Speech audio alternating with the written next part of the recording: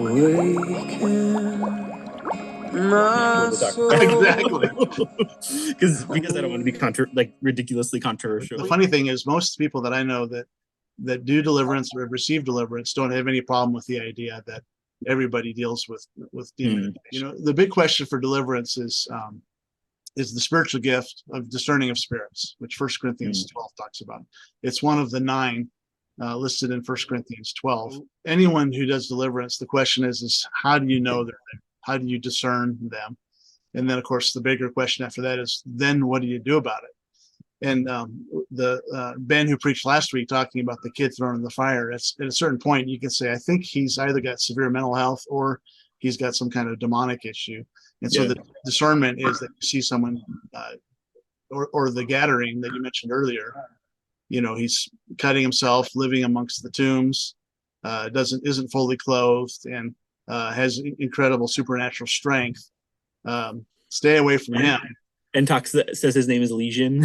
Yeah, refers to himself in the plural. But I think everyone's demonized, and part of why I think that is, I mean, it's a weird world. The faith world is a weird world. But I lay hands on people and I see stuff, and I've never not seen stuff when I've laid hands on somebody. So either I have a very overactive imagination, and when I say see stuff, I mean seeing demonic stuff.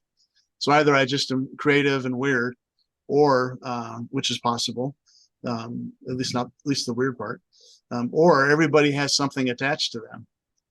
And I think I've done this kind of a prayer for close to 500 people now in the last 8 or 9 years. And every one of those people, and they come to me needing prayer or whatever.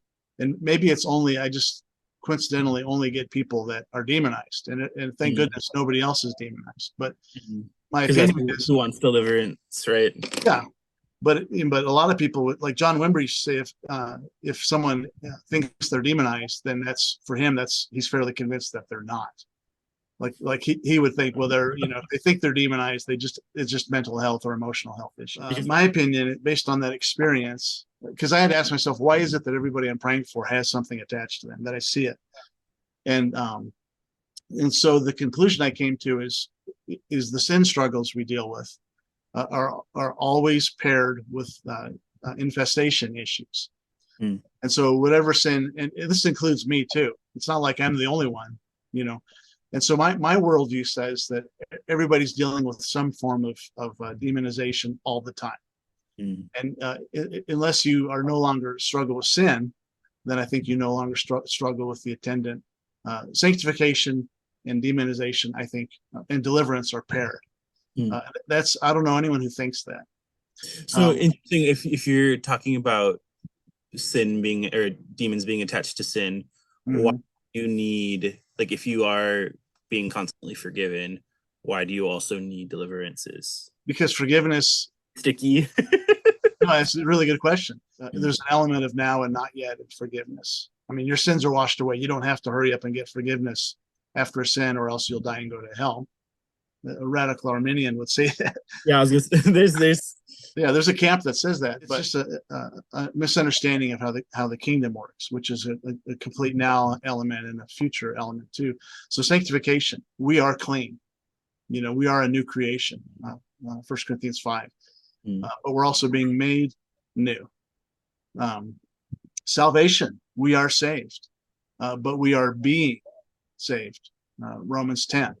It's a process. Salvation is nearer to me now than when we first believed. And so I think it's the same thing with demons are gone, but they're not yet gone. Demons are conquered. They're disempowered. Or as Jesus says it in a parable, the strong man has been bound, but the house still has to be stormed and taken. Yeah, the house is now filled with Jesus, but there's still rats or mice or cockroaches in different rooms that are being clean, because we're clean and we're being clean. We're delivered and we're being delivered. I think most deliverance for Christians and sometimes for non-Christians happens without them knowing. They don't have the verbiage or the idea that they just experienced a deliverance. But even the most non-charismatic Christian, let's say you're a good Baptist, for example, and you have a burden and you pray and the burden's lifted.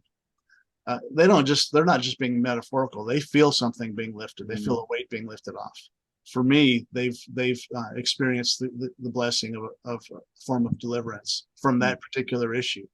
Now it's time to go on to the next issue, and as God's dealing with us with that, we can receive deliverance from that.